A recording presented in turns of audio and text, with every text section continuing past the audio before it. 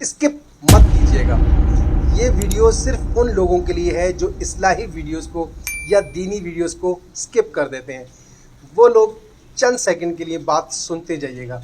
मौला मुत्तकियान मौला इमाम अली अलैहिस्सलाम नहजुल बलागा की हिकमत 156 में फरमाते हैं, तुम पर अतात भी लाजिम है उनकी जिनसे नावाकिफ़ रहने की भी तुम्हें माफ़ी नहीं।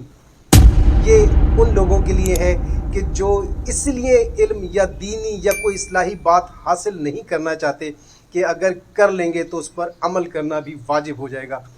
हरगिज़ ऐसा नहीं है, आपको बिल्कुल माफ़ी नहीं, ऐसे किसी शख्स के लिए बिल्कुल माफ़ी नहीं है जो मुसलमान तो कहलाता है लेकिन वो दीन का इल्म हासिल करने से इसलिए घबराता है कि अगर हासिल कर लेगा तो उसकी ज़िम्मेदारी निभानी पड़ेगी, उस पर फ़र्ज़ हो जाएगा, उसे पूरा करना पड़ेगा।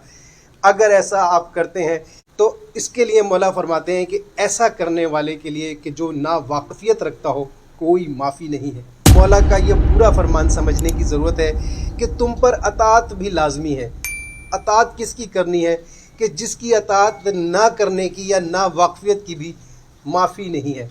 यानी अपने वक्त के इमाम की मारिफत ज़रूर हासिल कीजिए, उनको ज़रूर पढ़िए, उनका इल्म हासिल कीजिए। अपने इमाम के बारे में पूरी मालूमात हासिल करना हर मुसलमान पर फ़र्ज़ है। अगर उसको इल्म ही नहीं है कि उन्हें क्या बताया है, उन्होंने क्या कहा है, उनकी ज़िंदगी के बारे में नहीं समझता, उनकी किसी तरह से उसके पास कोई तालीम और इल्म नहीं है और वो इल्म हासिल करना भी नहीं चाहता, तो उसकी झूठ नहीं है, उसका कोई माफ़ करने वाला फार्मूला नहीं है।